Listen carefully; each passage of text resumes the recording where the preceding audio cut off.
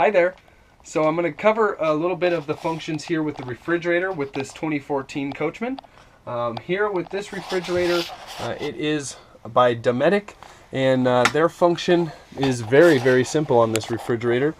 Basically you just press the on button and we're going to leave the switch out for gas, so when it operates, it'll operate on the propane.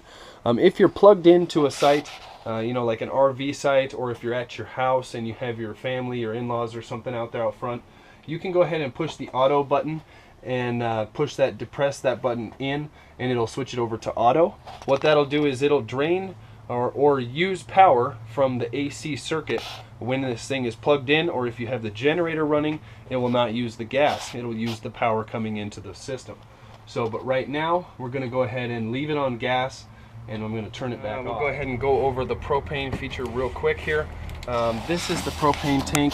It looks like it needs filled up, but when you pick it up, it's going to be full, and the valve will be turned on. Your refrigerator will be nice and cold.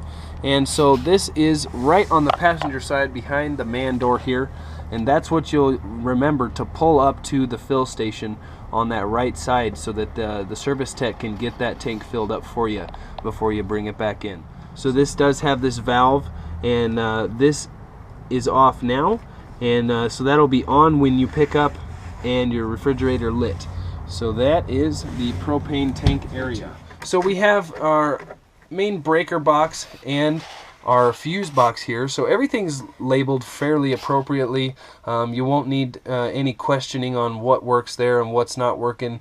If for any reason anything trips, you'll just come in and you'll find it like that, and then you'll just switch it back over to on and turn that power back on. So generator, you know, GFI plugs, air conditioner, such, and everything's labeled appropriately. So that is right there on the base of the bed. And then I'll go ahead and show you guys the heater operation as well. So this thing, the heat and cooling, you can turn on by simply pressing the button. That turns the fan on. You can operate high and low with that, or auto. And we recommend just putting it on auto. That seems to work well.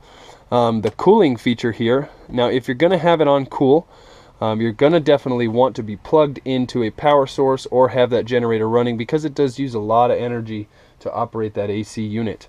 And the furnace, you can operate that. You can operate that without being plugged in or anything like that. But basically it's going to use a pretty good amount of battery power as well.